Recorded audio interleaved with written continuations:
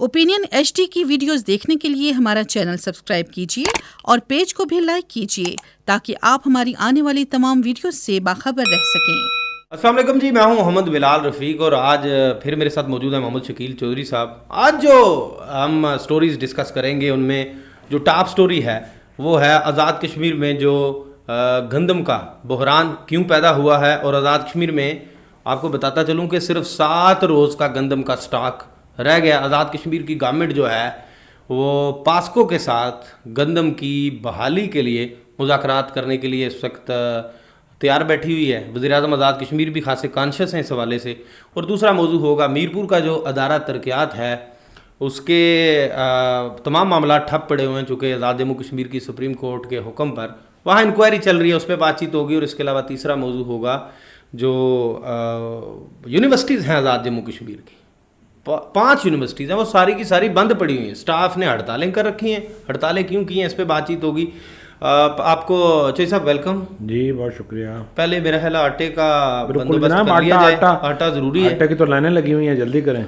आटा सिर्फ लाइनें नहीं लगी हुई, जो ख़तरनाक बात है ना वो ये है चौधरी साहब, मैं ज़रा देखने सुनने वालों को भी और आपको भी आज मेरी ये मैं स्टोरी जो कर रहा हूँ, आज़ाद कश्मीर हुकूमत का जो बकाया है ना पास्को का, जहाँ से आज़ाद कश्मीर हुकूमत गंदम ख़रीदती है, वो 13 अरब रुपया हो गया।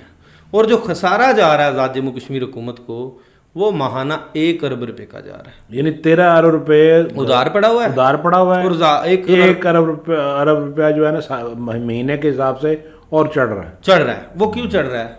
अब जो एक और ख़तरनाक बात है, आज़ाद कश्मीर हुकूमत के पास जो आटे का स्टॉक होता है गंदम का वो 2 हफ्तों का होता है। अब जो स्टॉक है वो 1 हफ्ते का रह गया है।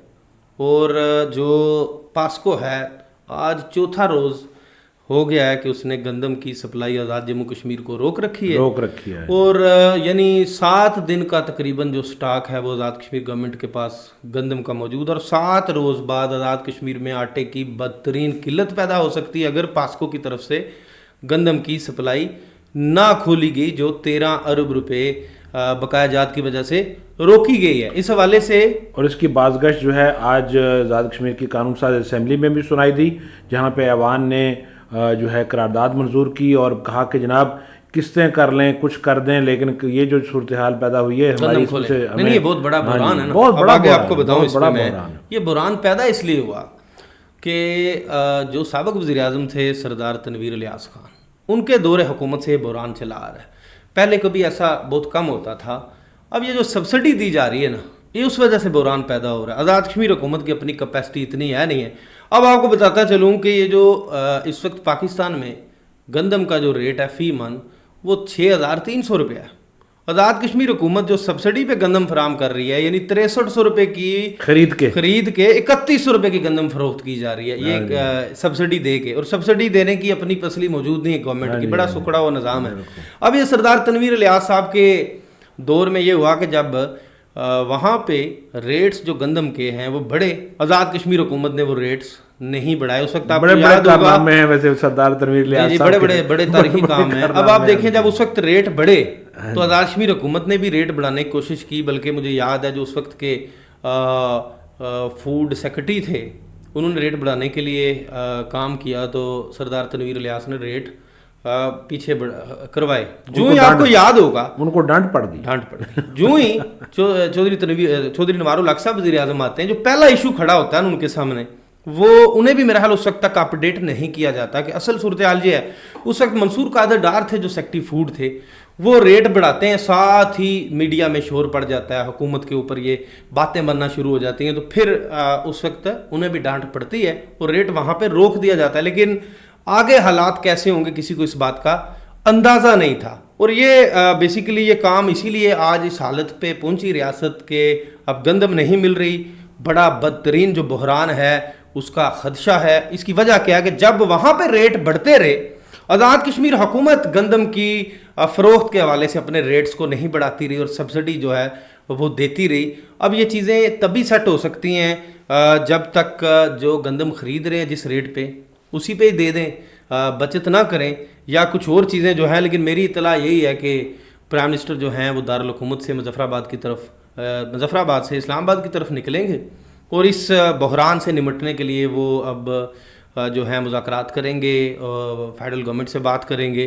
لیکن یہ بہت بڑا مسئلہ ہے. میں پھر بتا رہا ہوں کہ 1 ہفتے کی گندم، یہ میں آپ کو اصل خبر یہ تھی کہ آزاد کشمیر میں اسٹاک اتنا صرف رہ گیا ہے، اور یہ بڑی افسوسناک بات ہے. ہم لوگ آج بات نہیں کر رہے، حالانکہ ہمیں بات کرنی چاہیے، ظاہر ہے اس پہ بھی بات ہوگی کہ یہ جو گندم کے سٹاکس ہوتے ہیں، ان کا جب آٹا بنتا ہے اور وہ جو آٹے کی جو شکل و صورت ہوتی ہے اور جو کوالٹی ہوتی ہے وہ بڑی خوفناک حد تک جو ہے نا اس میں بھی بڑے اعتراضات ہوتے ہیں. اس پہ ہم بڑی ڈیٹیل ایک بات کریں گے، اس کے اوپر بات کریں گے. لیکن دیکھیں بات یہ ہے نا کہ اصل میں ہوتا یہ ہے کہ جب حکومت چینج ہوتی ہے تو ہماری توقعات ہوتی ہیں کہ سارے کام یہی کر دے. اب یہ اس حکومت کا اس میں کوئی اس طرح قصور نہیں ہے. دیکھیں وہ وہی چلا آ رہا ہے نا. اب ان کے تو گلے پڑ گیا، اب ان کے گلے پڑ گیا، اسی لیے مسئلہ حل کرنا ہے. اسی لیے وزیر اعظم کو بھاگنا پڑا نا کہ جی آئیں اسلام آباد آئیں تاکہ معاملات کو سیدھا کریں. ظاہر ہے اس کے بغیر تو پھر اور دیکھیں سردی ہے، بنیادی طور پر سردیاں شروع ہو گئی ہیں اور موسم سرما، نیلم، لیپا، یہ جو سارے علاقے ہیں ہمارے جو سرد علاقے ہیں وہاں بڑا خوفناک ہوتا ہے جو موسم سرما ہوتا ہے. وہاں تک لوگوں کو کیونکہ اپنی جو چیزیں سٹاک کرنی پڑتی ہیں. اب لوگوں کو آٹا یا جو اس طرح کی کھانے کی چیزیں وہ سٹاک کرنے کے لیے ہے نہیں، کیونکہ گورنمنٹ کے جو اپنے ذخائر ہیں وہاں پہ کچھ نہیں ہے. لیکن دیکھیں اب 7 دنوں کا تھا. دیکھیں بنیادی بات یہ ہوتی ہی ہے نا، اصل میں ظلم کیا ہے کہ دیکھیں ہم لوگ اکثر بات کرتے ہیں میرپور ڈیولپمنٹ اتھارٹی جو کہ سونے کی کان تھی، اور سونے کی کان جو ہے ہم اب بات کر رہے ہیں آج کل سونے کی کان بیٹھ گئی ہے. اب سونے کی کان جب بیٹھ جاتی ہے، جب کوئی بھی کان بیٹھتی ہے تو عموماً یہ ہوتا ہے کہ جو کارکن ہوتے ہیں وہ بیچارے ان کے اوپر زد پڑتی ہے. یہاں ان پر زد نہیں پڑ رہی، بلکہ اس سونے کی کان سے جو استفادہ کرنے والے لوگ تھے، جو کہ میں آپ جیسے لوگ تھے، جو اوورسیز پاکستانی جو ہمارے کشمیری بھائی ہیں وہ تھے، وہ سفر کر رہے ہیں. ایم ڈی اے کے اوپر انکوائری کمیٹی بنی ہوئی ہے، روزانہ کا نقصان ہو رہا ہے جس کے اوپر نقصان ہو رہا ہے. اور سپریم کورٹ نے یہ کہا کہ بات یہ ہے، ہم نے تو انکوائری کا کہا تھا، ہم نے یہ تو نہیں کہا تھا کہ آپ کام روک دیں. تو کام کیوں روکا ہے؟ دیکھیں جی کام اس لیے روکا ہے کہ جی ابھی انکوائری ہو رہی ہے. اچھا انکوائری تو چلیں اپنی جگہ کریں، دیکھیں انکوائری تو اپنی جگہ ہوتی رہی ہے، لیکن اب مزے کی بات جو لوگ آپ کو ایک بات یہاں پہ، ہاں جی آپ کو پتا ہے کہ برطانیہ سے لوگ اسپیشل پلاٹ ٹرانسفر کرنے کے لیے آتے ہیں. آج تک وہ آن لائن میکانزم نہیں بنا سکے کہ وہاں بیٹھا ہو کوئی شخص، ایک شخص یا 2 لوگ وہاں سے سفر کرتے ہیں، 10 لاکھ روپے ان کو پڑ رہا ہے. وہ دیکھیں جی ہو کیا رہا ہے کہ سپریم کورٹ کہتی ہے ہم نے تو نہیں کہا تھا آپ کام بند کریں، آپ کام کریں. بند کیوں ہوا؟ کمیٹی کے ایک ممبر جو ہیں وہ کہتے ہیں جناب سپریم کورٹ نے مجھے تو نہیں کہا. جی اچھا جناب اگر آپ کو نہیں کہا تو کیا سپریم کورٹ اب ہر ایک بندے کے پاس جا کے کہے کہ آپ نے کام کرنا ہے؟ آرڈر جب ان کو کہا کہ آرڈر ہوتے ہیں، سپریم کورٹ ہے سب سے ہماری بڑی عدالت ہے، عدالت عظمیٰ، اس نے کہہ دیا ہے تو انہوں نے کہا جناب اس طرح کہ وہ چابیاں جو تھی نا جو میں نے ساری جو تھی ساری ایم ڈی اے کی ریکارڈ رومز وغیرہ کی وہ میں مظفر آباد بھول رہا ہوں، خود مظفر آباد بھول آیا ہوں اور خود موصوف میرپور بیٹھے ہوئے ہیں. اب یہ وہ صورتحال ہے جس نے کہ لوگوں کو احتجاج کرنے پہ مجبور کر دیا ہے. آج بھی میرپور ڈیولپمنٹ اتھارٹی کے باہر جو مختلف لوگ تھے جو کہ متاثرین ہیں، پراپرٹی ڈیلرز ہیں اور جو اس طرح کے لوگ ہیں، وہ بیٹھے ہوئے کہتے ہیں بات یہ ہے کہ جناب یہ جو یہاں پہ کام کرنے والے جس کے ملازمین ہیں ان کو تو کوئی فرق نہیں پڑ رہا، لیکن فرق کیا پڑ رہا ہے ان لوگوں کو جنہوں نے کہ اپنے پلاٹ ٹرانسپورٹ شعبہ اسٹیٹ ہے، آپ اس کو کھولیں، شہر کی انڈسٹری چلتی ہے جو انڈسٹری دیکھیں میرپور شہر کی ساری معیشت جو ہے وہ اوورسیز کشمیریوں کے اوپر چلتی ہے، وہ آتے ہیں اپنے کام کرتے ہیں، سارا کچھ ہے. اب دیکھیں ہو کیا رہا ہے، ظلم کی حد دیکھیں نا کہ یہاں پہ کس طرح ڈنڈی ماری جاتی ہے. دیکھیں یہاں پہ بوستان کمیشن بنا، بڑی لمبی چوڑی رپورٹیں بنی، پھر اس کے بعد فیاض عباسی صاحب کا ایک کمیشن بنا، انہوں نے بھی بڑی لمبی چوڑی رپورٹیں کی. اب کہا جی ساری جو ہے جو ساری تحقیقات کی جائے. بھئی بات یہ ہے کہ جن لوگوں کو پلاٹ الاٹ ہوئے یا جو بھی آپ نے صورتحال کی، صرف ایک کام کیا جاتا، بار بار پیٹ کے ہم نے درخواست کی کہ یہ جو گزشتہ جو ڈی جی تھے جو ان کے دور میں جو کچھ ہوا، اگر جو مفاد عامہ کے پلاٹ تھے آپ ان کو کینسل کریں اور باقی معاملات کو یکسو کر کے آگے چلیں. لیکن بنیادی بات یہ ہے نا کہ یہ لوگ سفر کر رہے ہیں. جی ہاں، جن لوگوں نے مثال کے طور پر میں وہاں پہ بیٹھا ہوں، کلرک ہوں، ہیڈ کلرک ہوں، نائب قاصد ہوں، وہاں پہ پانی پلانے والا ہوں، اگر میں نے یہ غلط کام کیے ہیں تو مجھے سزا کیوں نہیں مل رہی؟ جو یہاں پہ ملازمین ہیں جنہوں نے غلط کام کیے، جنہوں نے سائن کیے، جنہوں نے فائلیں بنائیں، جنہوں نے مفاد عامہ کے پلاٹ جو ہیں وہ اوکے کیے، تبصرے لکھے اور ساری تجاویز پیش کی، وہ آج تک کیوں بچے رہے ہیں؟ اگر ایک ملازم کے اگر 70 150 پلاٹ نکل رہے ہیں تو یہ کیا ہو رہا ہے؟ یہ ان لوگوں کو کیوں نہیں زیادہ پڑ رہی؟ ان کے اوپر زیادہ نہیں پڑ رہی. فی الحال ایم ڈی اے کا جو کام ہے، ہاں جی، وہ کھلنا چاہیے. بالکل کھلنا چاہیے, بس ٹھیک ہے, بالکل کھلنا حکومت کو یہ بھی چاہیے. چاہیے اور کہ- دیکھیں صرف ایم ڈی اے کا کام نہیں کھلنا چاہیے. جو ایک اور چیز بڑا ظلم کی بات ہے جو کہ ابھی جو ہے کہ آزاد کشمیر بھر کی جو 5 یونیورسٹیاں ہیں وہ بند ہیں. یہ بہت بڑا بحران آ گیا. اب دیکھیں ان 5 یونیورسٹیوں میں مطالبہ جو وہاں کے ملازمین ہیں وہ کہتے ہیں کہ جناب حکومت نے 35% کے حساب سے تنخواہوں میں اضافے کا اعلان کیا تھا, وہاں پر بھی امپلیمنٹ ہوا. آپ نے ہمارے پیسے بڑھائے نہیں. اب جو یونیورسٹیاں ہیں وہ کہتی ہیں ہمارے پاس پیسے نہیں ہیں. آپ کہتے ہیں پیسے نہیں ہیں. ہم نے جناب آ کے ایک اور چھٹی یونیورسٹی بھی کھولنے کا اعلان کر دیا.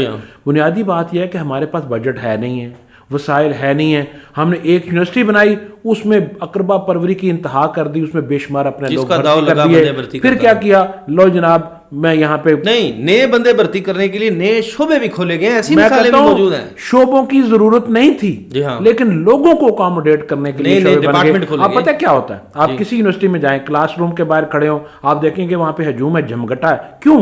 اس لیے کہ جناب کلاس روم ہی کوئی نہیں ہے, کلاس روم کوئی نہیں ہے. اس لیے کہ جناب اگلے بچے نکلیں گے تو یہ بچے جائیں گے. پلاننگ نہیں تھی نا, کچھ پلاننگ نہیں تھی. اور زد کس کے اوپر پڑ رہی ہے؟ ان ہزاروں لاکھوں طلبہ کے اوپر. آپ کو پتہ ہے کس طرح کمپٹیشن کا دور ہے. یہ بچے جب جاتے ہیں اپنے نمبر لے کر جاتے ہیں اعلیٰ تعلیم کے لیے, وہاں پہ دروازے بند ہو جاتے ہیں کہ جناب ایڈمیشن کا ٹائم ختم ہو گیا. اتنا بڑا بحران آیا ہوا ہے, کوئی یونیورسٹی کے پاس کوئی حل نہیں ہے.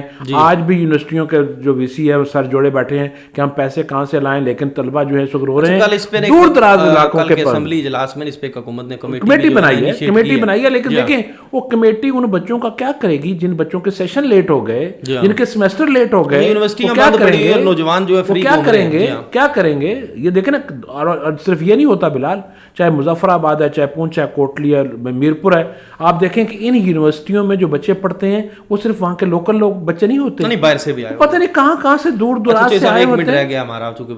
فل فور حکومت کو صرف کمیٹی نہیں بنانی چاہیے, اس کے اوپر عمل کرنا چاہیے. فل فور اس میں انٹروین کرنا چاہیے اور یونیورسٹیوں کو کھولنا چاہیے. یہ کیا بات ہوئی, کبھی طلبہ نے ہڑتال کر دی, کبھی اسٹاف نے ہڑتال کر دی. یہ مذاق بنایا ہوا ہے. کیا ایسا ہو سکتا ہے کہ آج ہڑتال ہوئی تو اسٹاف کو تنخواہ نہیں ملے گی, یا آپ کا یہ نقصان آپ کو بھرنا پڑے گا؟ موج لگی ہوئی ہے سرکاری شعبے میں.